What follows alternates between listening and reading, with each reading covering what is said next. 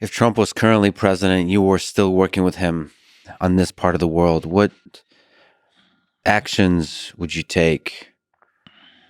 What conversations would you have? What ideas would you be working with in order to unite the the various allies that you mentioned in the Middle East over this tragedy, and not let it be a thing that divides the Middle East, but uh, make it a thing that catalyzes progress towards peace, further progress towards peace?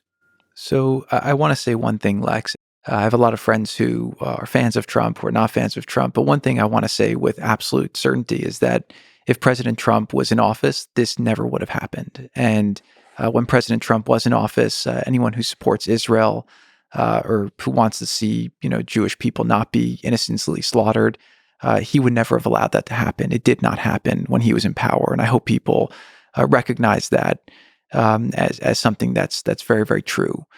Um, how I would play the ball where it lies right now. Keep in mind, we transferred the ball. It was on the green. Now it's almost like it's gone back, 150 yards, and it's in a sand trap. I think the way that I would play the ball right now is number one is you have to show strength. I actually think President Biden's words were the right words. I see that they're moving aircraft carriers to the region.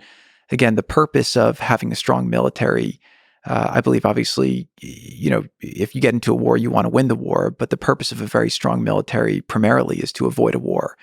I don't know what kind of credibility the Biden administration has to show the strength, but right now you have to support Israel completely. You have to really let people in the region know that there'll be consequences if they try to escalate. Again, we saw a little bit of rocket skirmish from Lebanon, from Hezbollah. But again, this is the type of thing that they have to know there'll be severe consequences if they make this a multi-party fight.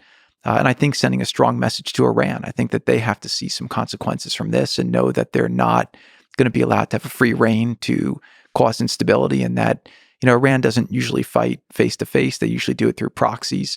But let's just all be honest about where this is coming from and let them know that there will be a consequence if they instigate these actions. And again, at least with the Biden administration, they've had contact with Iran. They've been talking with Iran, but they've allowed Iran. I mean, again, the number I saw last year, I think under Trump, the number was maybe like $4 or $5 billion of oil revenue. And in total, I think last year it was something like $45 billion in revenue. This year, I think it'll be even more. That's a combination of them driving up oil prices, but also allowing much more sales.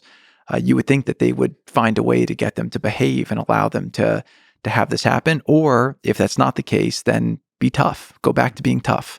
That's what you have to do.